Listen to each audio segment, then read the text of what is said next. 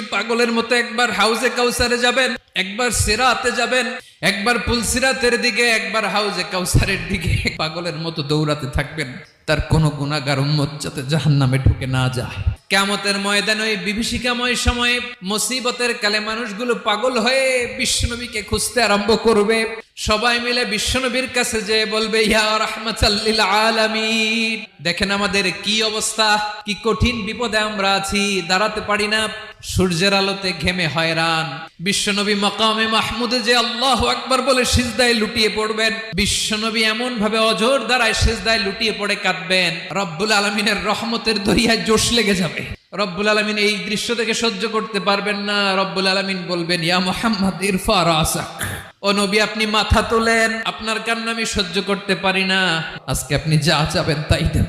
ওয়াশফা তুশাফা, যার জন্য সুপারিশ করবেন তার সুপারিশ কবুল করে নেব।